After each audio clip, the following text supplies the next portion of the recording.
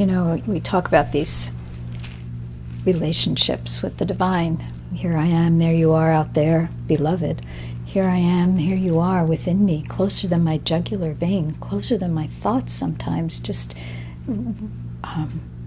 bringing the answers to my questions, rising up from within me. It sounds really wonderful, and yet, let's face it, life has some difficult parts. So this doesn't mean that you become exempt from living. In fact, I had this conversation with my friend Rose, who's a Maori Tuhunga, an elder and a healer and a wise woman, and she is all those things. And she said to me, well, she was telling me a story about going to a place in Australia where many indigenous tribes were meeting, and how there was one that let's just say they weren't good people. And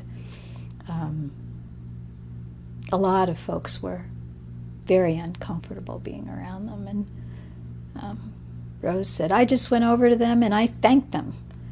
And they were stunned, and they said, why are you thanking us?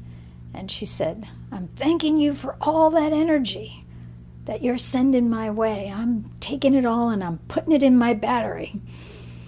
So I said, well, what happened then? She said, well, they left. And life has a way of bringing sometimes difficult relationships where there's nothing you can do that will ever be right. I'm sure you know what I mean. Or situations that come up that there's no way you're going to say this is good. It's painful. It's awful. And yet somehow, as you learn to move through those situations, as you learn how to be present, to respond rather than react, to come from kindness and also strength, come from that source within that we've been talking about of power, you will transform. You will become stronger, and you will find access to resources you had no idea were in you.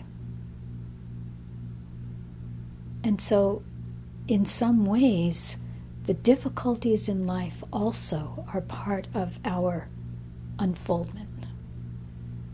I'm not saying they're good, and I'm also not saying that I am happy that they happen.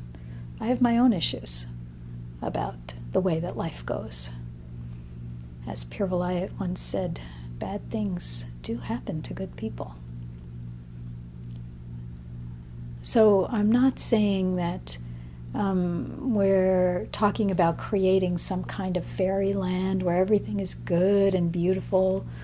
I'm pointing out tools that you have had since your birth that will give you a kind of strength to move through life that you may find very valuable, no matter what life brings you. Because no matter how awakened you are, no one is exempt from life.